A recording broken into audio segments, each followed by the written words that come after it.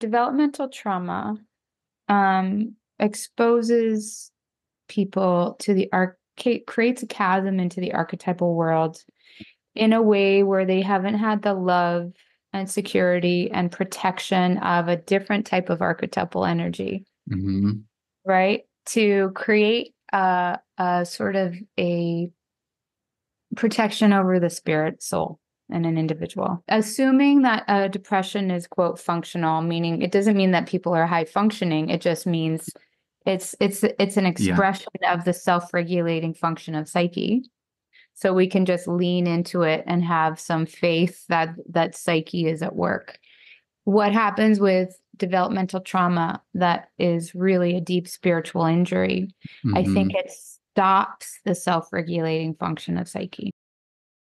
Hi, I'm Ricky Darius. Welcome to episode 52 of the MindThatEgo Podcast. Jane Clapp returns to the show to explore depression in the context of the alchemical stages of psychological development, or individuation. Jane is a distinguished Jungian analyst who formed Jungian somatics from over 20 years of clinical experience. Exploring the interplay of body and psyche, she specializes in developmental and complex trauma through a mythological and embodied lens. Our dialogue covers how developmental trauma blocks the psyche's self-regulating function, anti-life energy and the collective shadow, the spiritual battle of inner work, self-deceit and identification with suffering, the need for support, anchoring into glimmers of hope, finding positive symbols in dreams and synchronicities, and prayer and surrender as powerful allies in humility, faith, and relationship to a higher power. Just a reminder before we jump into the conversations, please like, rate, subscribe, and share to help more people access the podcast. Enjoy. Jane, welcome back to the MindThatEgo Podcast. I'm really happy to be talking with you again, and I appreciate you taking the time to return to the show. I was looking forward to it. So, depression and the individuation process. I know this is a topic that we want to talk around. Inspired by me having engaged with your content around libido and nigredo and these stages of the alchemical process. I realize I've already said a lot of terms already off the bat. People are like, what are we talking about? Yeah, repeat what? So maybe we can take that line of the terminology and also making it accessible for people.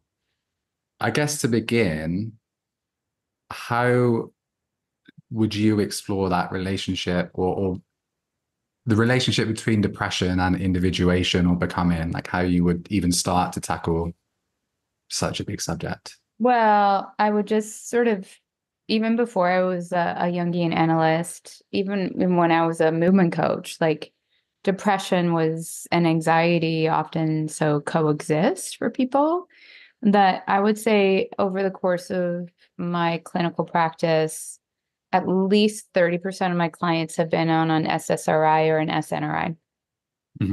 At least 30 that I knew of, 30%. And there's this tricky thing about the alchemical process as outlined by Jung and people who followed him and Hillman and everything, and the experience of nigredo, the blackness, the going down into the suffering, the descent. My work has been so focused on the impact of trauma, and particularly developmental trauma, on the individual, and is really evolving the deeper I go into analysis with my clients.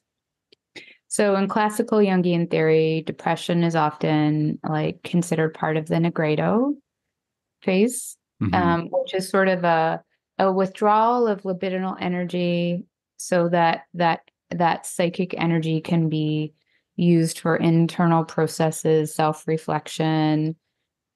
However, what I struggle with is that kind of classical alchemical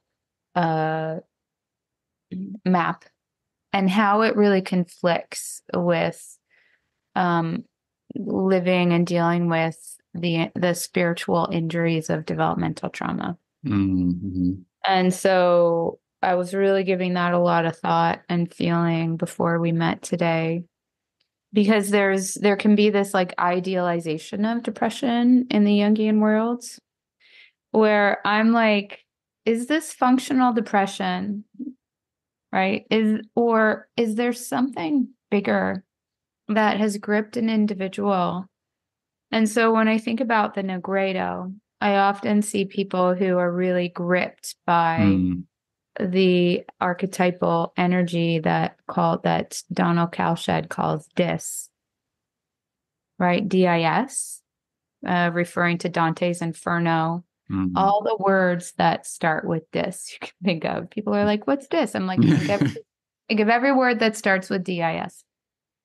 And so there can be this, there needs to be a different way of looking at the Negredo phase and depression for people who are gripped by this dis-energy, which over time manifests as anti-life energy.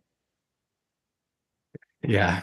That phrase was in mind as you were saying, that anti-life. This is something I've given a lot of thought to, and why I wanted to talk to you as well, through my own experiences of depression and how that relates to low energy and the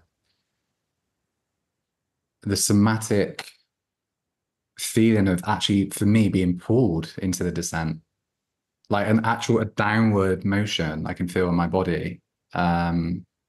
So that phrase anti-life is huge, because there is, in my experience, a lot of oscillations of that energy, but interesting to know that distinction of the potential to get stuck. Is the difference that traditional terminology is more, it's all part of the process that you'll move through, and your approach is actually it can be so dense, so dark that it stifles the process? Would that be a fair?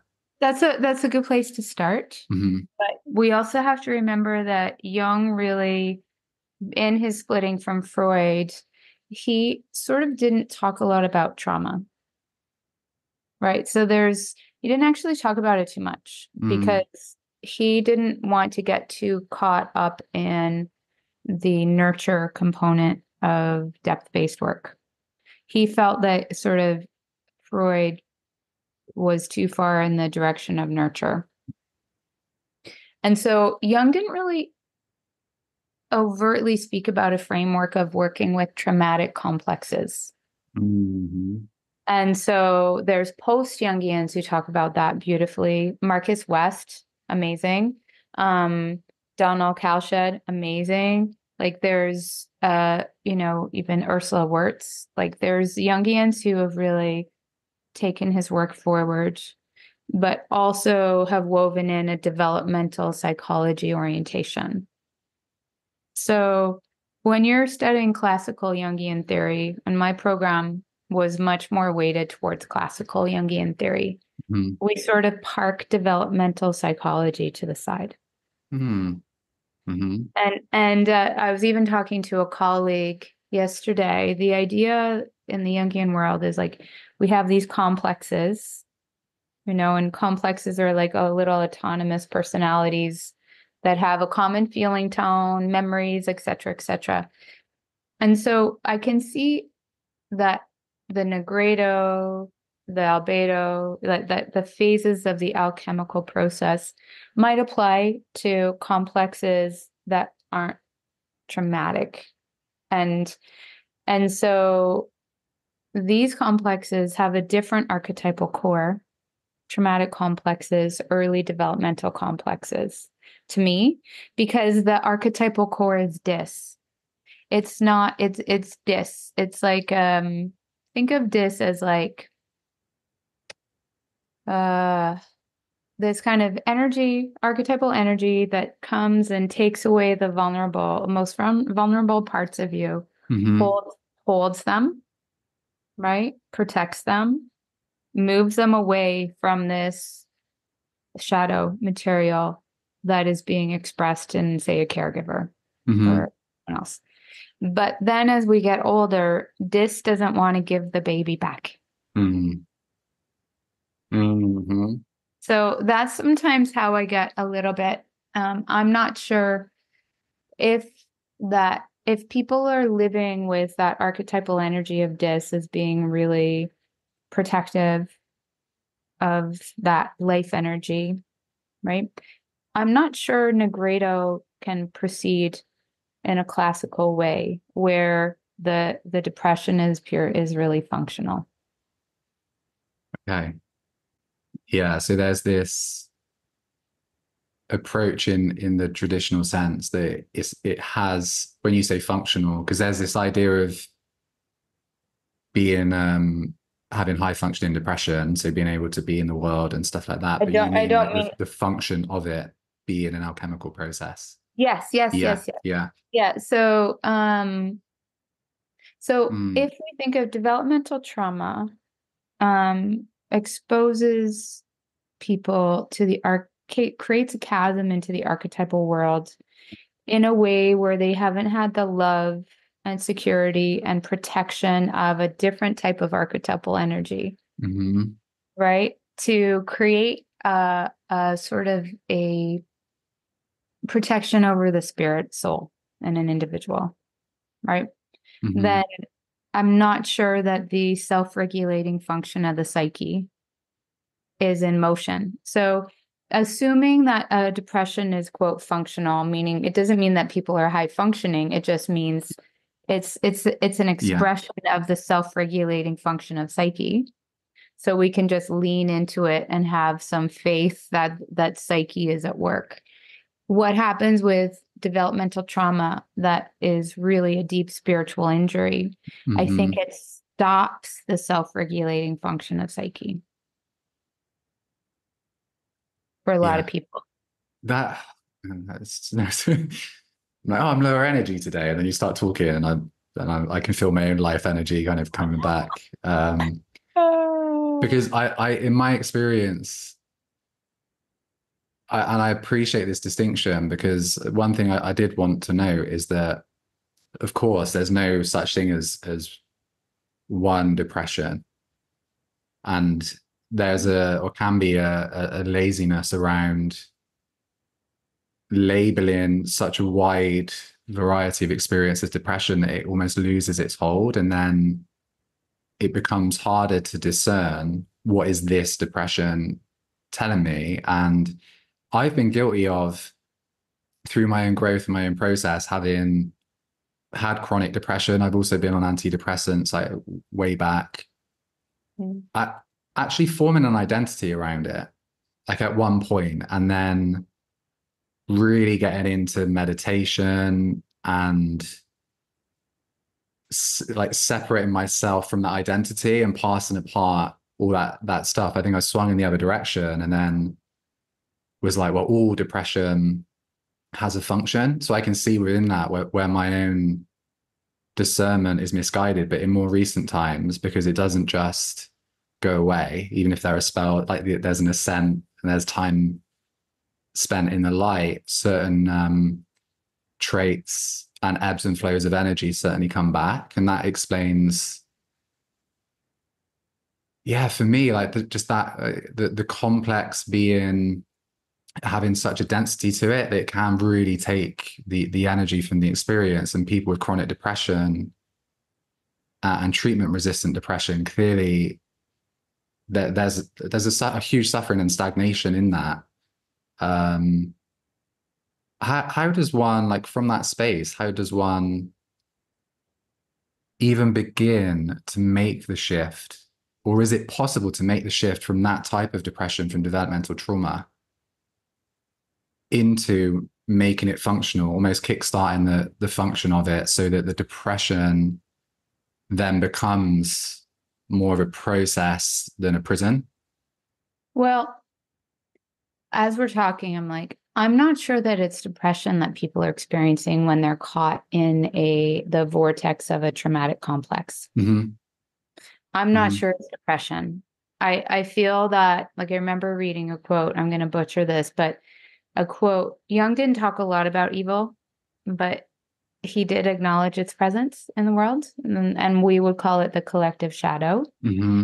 And it's an archetypal energy, Yeah. right? Anti-life. Freud called it like the death instinct, for example. And Sorry, so it's so resonant. This is stuff I've been thinking about again. Yeah. Sorry to awesome. Good. interrupt. Well, it's good timing. Yeah. Hey, we're experiencing synchronicity. Yeah, I Sorry. love it. Like last time, it's very resonant. Yeah. And so uh, I've seen it. Some people refer to Jungian analysis as soul retrieval, Hmm. right? So retrieving the soul from a grip of Hades, for example, in the underworld. So when I think about a young psyche's exposure to the darkness that can exist and manifest in another individual, I see that person who is engaging in those really harmful behaviors as being tied to the collective shadow. So when we think of loss of soul, and to me, I can't imagine people would harm children in the way that I've heard in my career, unless they were in a state of loss of soul. Hmm. And so when I think of loss of soul, I think of it leaves this space between ego and self for the collective shadow to come in. And so when I think of that, I'm like, what do you do with dealing with being immersed in the underworld and being Hmm. this kind of internal spiritual battle? So there's like functional depression when we're facing our own negredo, our personal complexes. Okay. It's different than having been exposed to the collective shadow at a really young age. Hmm. And, over the years, I've worked with these images and working with trauma where we have to keep our head above water instead of jumping in the deep end of a body of water and not being able to breathe. And so when I think about being in these really dark states, I see being immersed inside water and not having any egoic relationship to what's going on in the unconscious and psyche. So when we think of developmental trauma interrupting the emergence of the ego self-access, Hmm. right? Then it's really important before we consider doing much depth-based work to build an egoic standpoint in order to start dialoguing with the unconscious. And so this really aligns with, say, Judith Herman's 3 stages of trauma work, Hmm. right?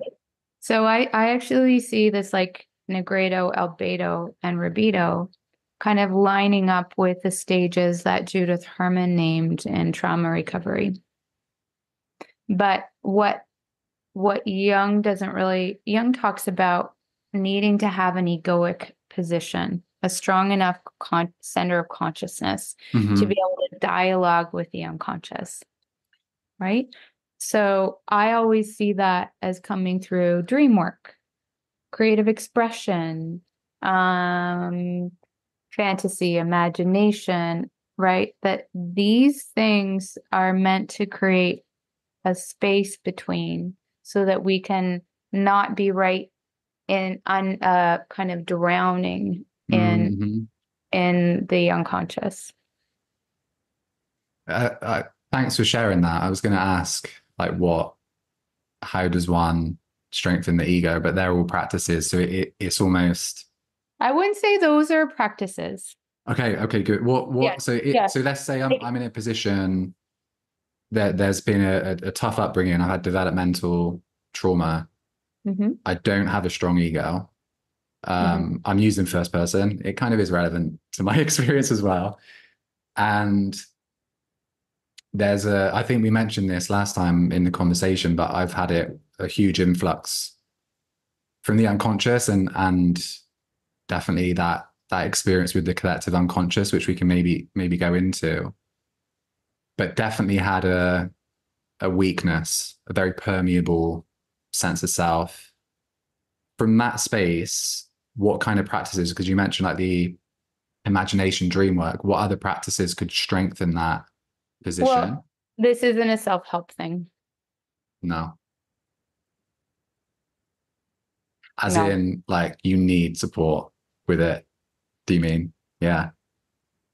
this isn't like a how-to. Here's a set of tools and resources for those are important between sessions with a qualified mental health practitioner or psychoanalyst who understands developmental trauma. Mm-hmm. Yes. But we need an anchor. And so that's my strong belief that this isn't what do I do now? That's the self-help world trying to help people figure it out on their own. But developmental trauma is a deep wound to relationship and trust with another human. Mm-hmm. And so it obviously that is repaired in relationship. So building egoic strength is aligned with Judith Herman's language of safety and stabilization first. Mm-hmm. So to help people, to support people in dissociating less is a key aspect of that. If people don't have a strong enough egoic center in Jungian terminology, dissociation can happen faster. We can fall into the unconscious more. So having someone with us who can start noticing when we dissociate and when we're present Mm-hmm. to help us more fully incarnate in our physical bodies, despite the discomfort and pain that can go along with that Mm-hmm. sometimes, but also to find like embodied resources that help stabilize the ego so that we can then do the deeper work and potentially travel into Nigredo. But this is not a set of tools and resources kind of phenomenon. Yeah. Yeah. How, like, let's say someone's in a position where they just can't afford therapy. Then they look at schools and they Mm-hmm. find students who are working under supervision Mm-hmm. at majorly discounted rates. Yeah. So They find a find way. they find like sliding scale Mm-hmm. practitioners who are still in their training program. But those people can be amazing people to work with because they have fewer clients often. They're Mm-hmm. working directly with a supervisor outside of session. Mm-hmm. So there is a way. So there can be these roadblocks that this puts up to us actually getting out of its grip, which will be like, I can't Yeah. afford therapy. And I'm like, well, there's people that like at different Jungian training programs, you can work with a Jungian analyst in training at a major discount. Mm-hmm. So, or in other training organizations that, there are people, Yeah. there is sliding scale. It does leave it to the individual to find that support for sure. Mm-hmm. But it's, if, if developmental trauma is a core betrayal of trust, then how do we restore trust with other humans Mm. and relationship? Yeah, I guess I'm wondering that as well, like in terms of what relationships are beneficial outside of the therapeutic relationship. And I appreciate I'm talking to you in a position as a therapist, so it's not that kind of casual conversation around that healing process in relation. And I imagine a lot of people then also have very unhelpful patterns of relating that can actually re-traumatize based on that unaddressed kind of shadow material. Something that came up when you were talking as well with dissociation. So Mm-hmm. you mentioned some practices creating distance from the material, from the unconscious.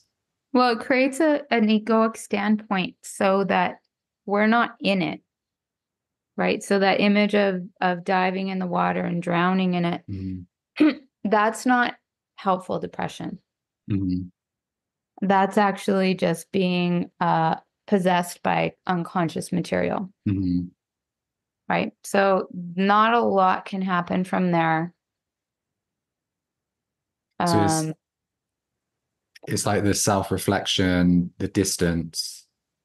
And I'm saying this with this is more for people tuning in that might struggle with that distinction between dissociation as, oh, I'm distancing from my experience, but then distancing in a healthy way to it's create not, space. you're not outside of the experience. You just have a center of consciousness that can relate to it. Mm-hmm.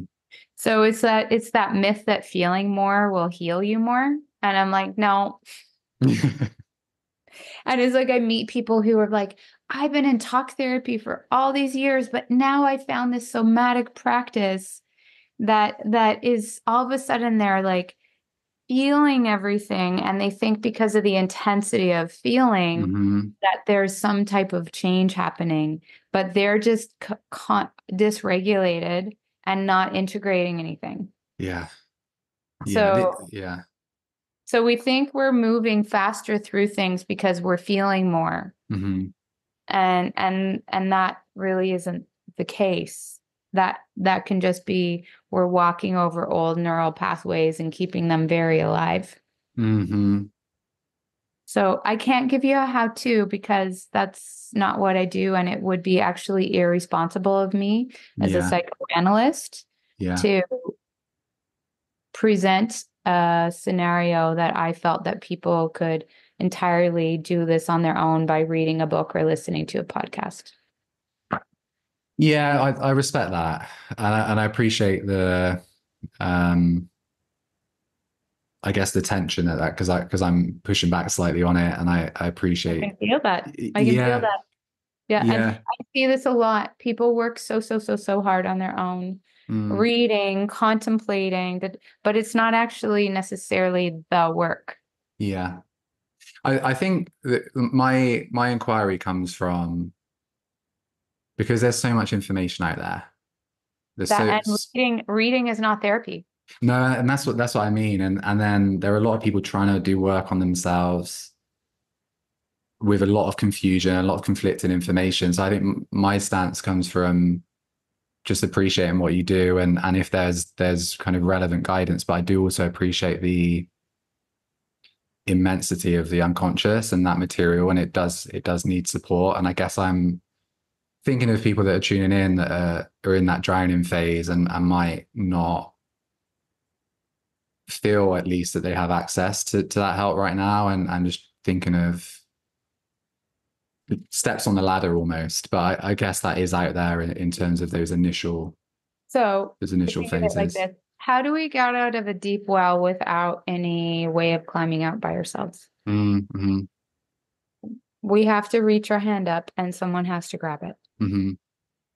So I always wonder, well, I see these people who study Jung's work, and I'm just going to be direct, who Mm-hmm. read a lot, who try to do all their shadow work by themselves, and might even have the resources to work with a fully trained analyst or psychodynamic therapist, but will do everything in their power to avoid doing that.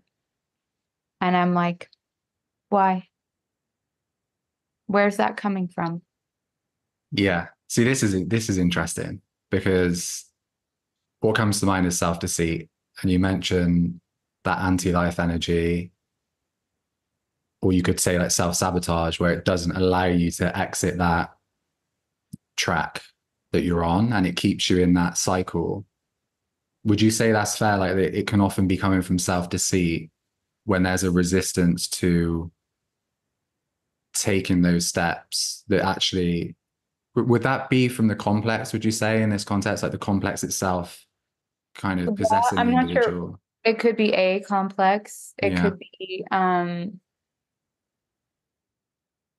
this is sort of like what I notice, especially in the trauma world Mm-hmm. and the trauma zeitgeist, is people have so over-identified with a victim complex that they don't know who they would be without their suffering. And so when you say you over-identified with your depression, Mm-hmm. well, guess what? Like, we know who we are when we're in the bottom of a well and we're familiar with that feeling. Mm-hmm. But who would we actually be if we weren't stuck in that dark place. Yes. And if we actually do start committing to the work and we have someone witnessing where we're at, then who are we without our story of who we are? Who are we without that suffering? Because then we're actually going to have to take steps to change our lives and participate fully in our own rescue and have someone mirror back what we are avoiding looking at. Yes.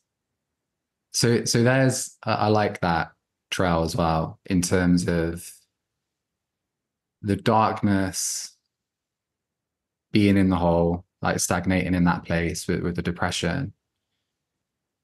And in my experience, like what often comes with that, the term hopelessness and the experience of hopelessness for me is also not only that drain of energy, but almost an inability to envision and to foresee. And that's something that I think a lot of people don't understand with depression. Like there's a fracture in that envisioning ability. And when people say I can't see a future, I think they're being a lot more authentic, like literal and authentic about that. Yeah, Yeah, like they literally cannot see it. Because you're living in the anti-life energy. You're living in dis. Yes. Yes. Yes. So how do we deal with this? We can't go at it directly. It's too big an energy. So when I think of like, I was thinking about our chat today. I think about the religious function of the psyche, Lionel Corbett's work about being with someone who has a deep experience of their soul or their self is sort of like the image of the belly of the whale. So if we think of like Negredo is often compared to this like descent or being in the belly of the whale.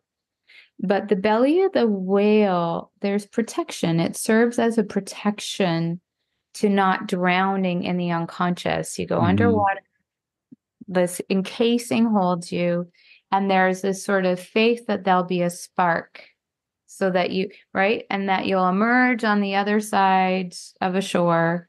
So the person that who's holding you is sort of the spark that you can sort of almost vicariously experience the self with a capital S in Jungian terminology, and then potentially start to contact that in yourself too. And so when we think of dreams, yeah, like when there's safety, stabilization, because a lot of times, like sometimes when people come in when they're really stuck in that kind of underworld state relating to developmental trauma, etc. Dreams can be helpful, but sometimes they're not always coherent. Sometimes there's a lack of coherence in dreams, so that can be tricky. But it's all about helping dreams or creative expression or active imagination to kind of create that perspective function in the psyche. Because when there's a lack of hope, and that can be a place that we can be, but if that has been our state of being in our lives, then something has to change. And to me, it's that spark of light where I've been with people who are in that, I have no idea where I am. I have no idea where I'm going to go. I have no faith in the future, but the person that you're with can be the holder of the hope for you, even if they don't know exactly where things are going, because they can see your soul or yourself. And so that's why it can be so hard to do it alone, you know? And then the key ingredient for me of Jungian analysis, people don't say this out loud a lot, is like boundaried love. And that's the opposite of anti-life energy. Yeah. And that's why this is where there's a lot. And when I say love, I mean like deep care and resonance and seeing like a human being beyond their suffering into the core of who they are. Mm-hmm. So that's a key ingredient to me when people are in states of hopelessness. That's beautiful. That, yeah, the light of that love and that acceptance being like a very positive transference that can offer, like the phrase, like a glimmer of hope, and how Yeah, that, you know, yeah, that represents the light that can start to shine through. Um, and I guess it is when there is that sense of there's no way through, to then really attempt to be curious and receptive to those glimmers, those like you say, the spark, like when they come through, Mhm. see what it can be. I know in my experience that I also find that if I'm in a more of a depressive state, my dreams do become really chaotic. Mm. Lots of different characters, lots of scenarios, violence at times as well, like intense imagery for a Mhm. spell. And then they start to, when I come out of that, they start to build more cohesion. And Yeah. occasionally there's something with more numinosity in that process that then I'm like, I can anchor into that. And in Yeah. those times between, there's definitely people in my life.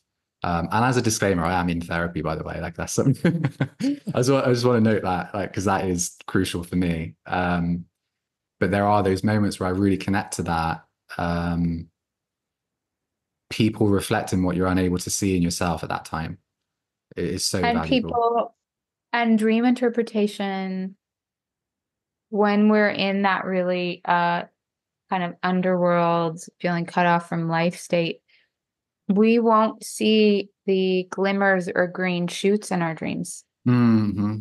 So our associations with symbols and imagery and dreams will often be in the negativity bias of our brains. And so when I'm working with people and they bring in a dream, I'm always looking. I had a brilliant supervisor suggest this. Um, why did your dream maker give you this dream? Because dreams come with purpose, Hmm. right? Even if they're chaotic, it's a snapshot of what's going on in psyche. But where's the green shoot in the dream? Where's that kind of perspective? Where's the movement of psyche in the dream? And we can miss that when we aren't Mm. working with someone who's trained to see the polarities in a symbol in dreams, Yeah. right? Yeah. And I see that as a huge aspect of, you know, the Jungian approach. It actually almost allows you to engage, to increase the likelihood of finding those glimmers, finding those threads, because of Mhm. the language it allows people to start to speak with themselves. I wonder, from as an extension of that, so there's this like image I've got of being in the darkness, being submerged in the darkness in a hole, reaching out to try and climb out, getting support in that process where people are reflecting to you a future you might not be able to see, qualities in the present you might not be able to connect to. And then the glimmers start to come through. And there's this process of like being in the depression and kind of the Mhm. descent and then moving upwards. How, in that process, would you articulate or explain or give insight towards processes such as synchronicity and Hmm. how they can help and support that process?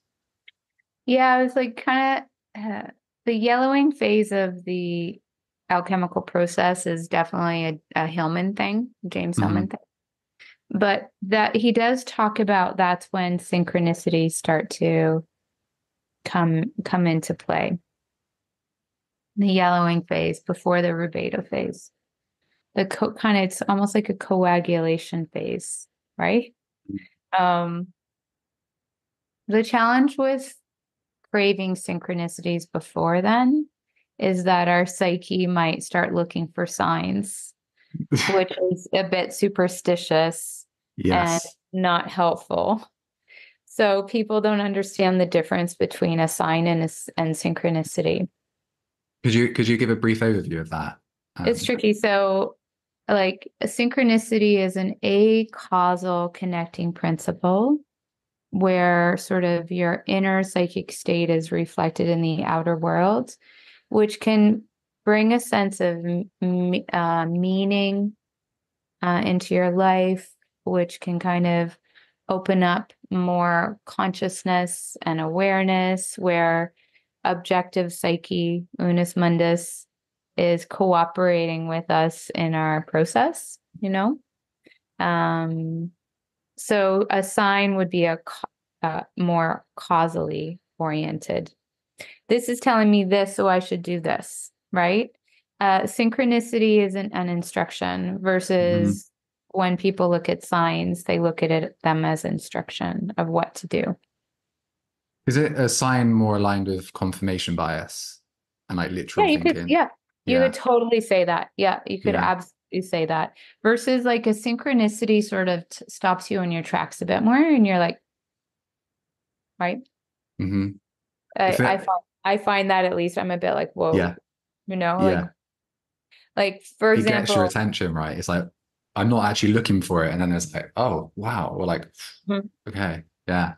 I also feel like there's these like whispers of intuition, and like the self is talking to you. Mm-hmm. So when I think of like synchronicities, I think it is like the self is sort of talking to you. So for example, like God, a year and a half ago, I'm like, I want to go back to Istanbul.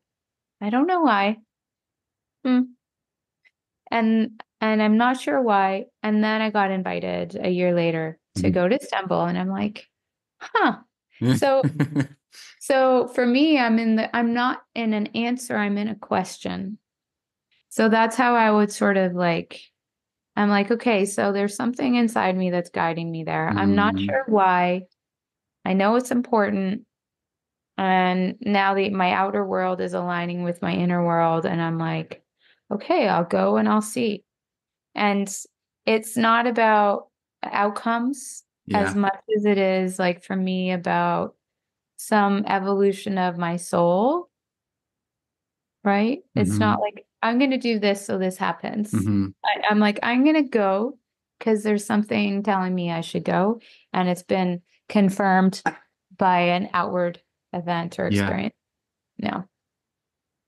Yeah, I love that. And the way, what's interesting is I can feel within myself this subtle, very subtle parallel of the journey when we're talking about certain subjects, talking about anti-life, and I'm a bit like, ooh. And then there's that kind of heaviness. Then we start talking about this phase of the ascent, synchronicity, and those guiding principles. And I'm like, oh, I can feel that shift energetically. And what I love about that is I'll say reframe, but for me, it's more of an accurate interpretation of the poetry of the psyche. And for me, how that, in terms of a perspective shift, when there's that connection to the poetic, to the mythological from a sense of awe or intrigue, it completely flips the relationship towards the inner world. Because it's like, oh, wow, like there's something more going on, and there's an enchanting aspect to it. And that's a huge antidote to depression or to that antidote to anti-life often is in that curiosity and intrigue, but towards the poetry that starts to unfold. Well, I think like when you say that, I love that. It reminds me that the self is this place of wholeness in psyche. And so synchronicities can feel like there's something guiding you outside of your conscious control from inside of you. Yeah. But signs people often interpret from being created from outside of themselves. And so when I think about feeling into that energy of the self, that guiding, there's something guiding, moving me, right? There's something moving me. That's life energy. anti-life energy, there's no movement. And so Jung would talk about, anything that disconnects me again from life, but from aliveness is evil. Mm-hmm. And I'm like, so aliveness doesn't necessarily mean feeling good. Yeah. It just means not feeling dead. Yeah. To me, I'm like, right, I can still feel alive and Mm-hmm. be upset, Mm-hmm.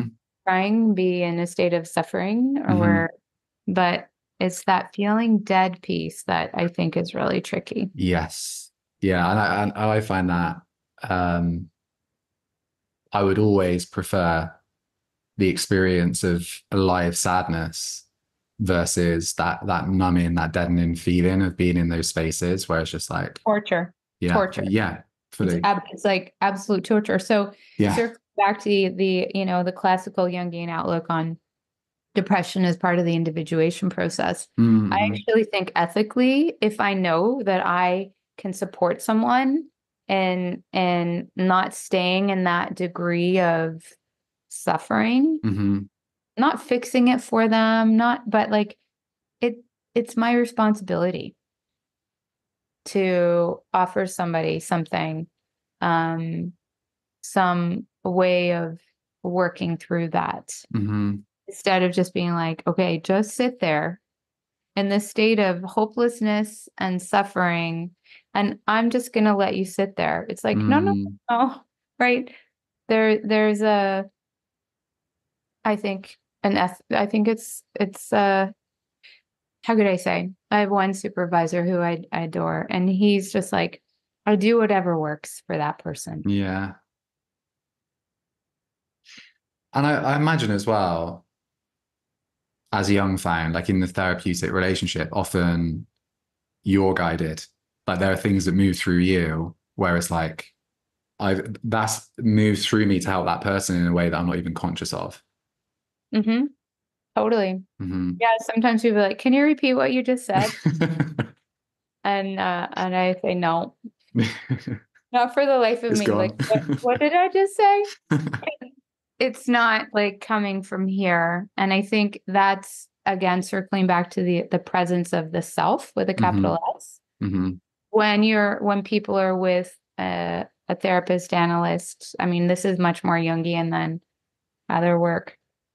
When that energy is in the field and something's working through me, they can have this vicarious experience of the self in the field Mm-hmm. because the self is also personal, right? That internal archetype of wholeness, but it's also transpersonal. Mm-hmm. So sometimes, for example, when I'm with somebody and they're just cut off from me, they're there, but they're not there, Mm-hmm. right? I'll literally like, I'll call it in. I'll call in whatever you want to call it, the self, God, Goddess, Mm-hmm. creator. And I'll like, okay, I don't know what to do right now. I'm stuck, they're stuck. And I'll try to like feel through my body because I can call it in an embodied way and be like, Mm-hmm. okay, this, I need you here. And and then that helps me not go into a state of trying to make them feel better from an anxious place. Yeah. It can hold me in being able to be with that person suffering, but not Mm-hmm. to fall into that place with them. It's really nicely put, and it does also make me think of the relationship to prayer, the Yeah. relationship to surrender in the sense of handing over responsibility. I had that recently of being in a ebbs and flows in this space of like the abyss, having encountered a lot of stuff over the last few years. And I had it recently in a quite an acute phase. Mm. And I got to the evening and I was in bed and I actually just prayed. I was like, God, help me out. Just give me something, please. Yep. And it was that night I had a dream that Mm. carried into my meditation. And it was, I won't digress into the symbol of it, but it was a synchronicity that wasn't making sense to me. Like it was a phrase and like an experience that kept unfolding, and it felt quite scary. And I actually started to experience the other meaning of it, Mm. looked into it, and it was related to the connection to the inner feminine. Mm. And I was like, and I was in the meditation, I started crying because there was like a tenderness to the experience. And I was like, this is my psyche regulating and saying, or reminding me that I'm just disconnected from that tenderness. And it's actually inviting that in. And it seemed to be just that prayer that opened the space for that revelation. That revelation. And I've spoken before about metanoia and the potential of for transformation Mm. from those spells of darkness through just like, please God, like I need your help right now. Well, you're calling in that archetypal energy of Yeah. wholeness, that archetypal energy of like love, of like, it reminds me of like you're calling it in. And to me, when we do that, it's like we're calling spirit in to reanimate our body when we're in those states of darkness, like 100%. And, you know, I've been down on my knees many times in my life where I'm like, this is too big for me to carry myself. Yeah. You know, it's like, this could break me. And Yes. I've just been like, I need to know. And what that does too is it activates the attachment system to a benevolent force that we might not have really experienced as kids in a very like solid, consistent way. So I also see it as this like attachment to the transpersonal realm really provides some support for the neurobiology of attachment. Yeah. You know, prayer is, to me, it's just like calling in what is all around all the time, but we get cut off from it, because we can get in these vortexes that Yeah. are like the negative aspect of the Ouroboros, right? Instead of it being a replenishing, it becomes this like trap inside of it, and we can't get to. Eric Neumann talks about this beautifully, but we can't get out of it. And so, yeah, 100%. And like, I think of centering prayer, you know, centering prayer is calling it in as well with one word that you repeat over and over. You're just like, so it even defies words. It can just be a feeling of just like, please just come in and help me feel your presence. You know, prayer can come in many different ways, but it is a bit of like a coming from a place of humility and knowing that we need relationship. Yeah.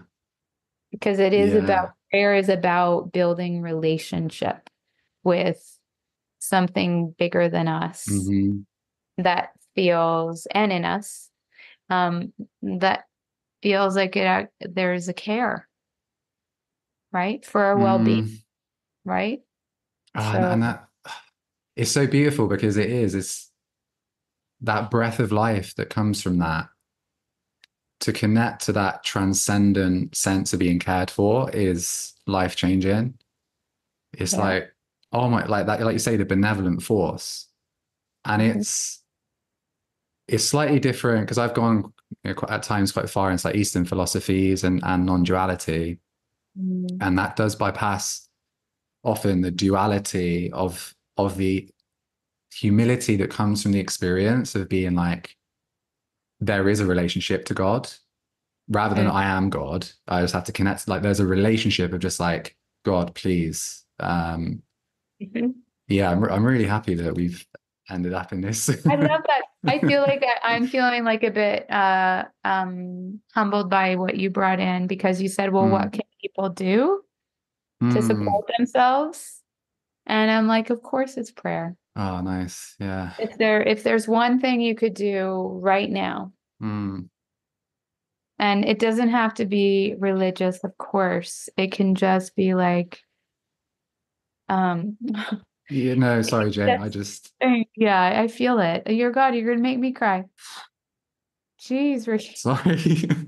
But if there's one thing we can do right now, it can be just like, this is too big for me to handle myself. I think we both have been there. So We've been there, and it creates, you could probably sense, when I'm asking you, that there's like it comes from this place of, I want people in these situations to have that connection in a way that I've had, and a way that I often lose. isn't that life, as a human being? It's like we Yeah. lose it, we get it. We lose it, we get Yeah. it. And even the mystics talk about it, right? Mm-hmm. They talk about this struggle to Yeah. stay in the presence of the mystery, we could call it. Yeah. And just having that, because the world is in such a sense of turmoil, and there's so much like rigidity and constriction and fear, and actually that, I think we do need more of that sense of prayer and reverence Mhm. to the transcendent, as like actually we don't really know, because this is too much for all of us to bear. We don't really know. Can we pray? Can we find that hope for a future that feels a lot more, yeah, enchanted and hopeful? Well, I know we have to go now, but Yeah. What a yesterday, minute to. yesterday I was like, I have to get out of the house. There's something not right with the energy right now. And what can I do right now to shift myself into a different energetic state? Because I know Mm-hmm. this is Mm-hmm. not good. Mm-hmm. And so I took myself to High Park in Toronto, lay down a blanket. I laid under the trees, and that was my prayer. And Yeah. I lay down, I looked up at the sky, and I looked up at the leaves, and I listened to the cicadas, which I love. Mm. And I'm like, this is prayer right now. So, yeah, I'm so glad we connected today. You changed Me my day. too. Oh, a pleasure. I was worried for a second I was starting to frustrate you with my Oh questioning. God, no, I think it's good. I think it's Yeah. like it's my, some of my stuff too, because Hmm. I don't do a lot of podcasts because people often ask the how-to question. Yeah. And Yeah. I acknowledge that there are some how-tos that, you brought in at the end, Hmm. which is accessible to everyone everywhere. And it's funny because the energy behind wanting the how to is what is resolved through that surrender into prayer and surrender into the higher power, so to speak.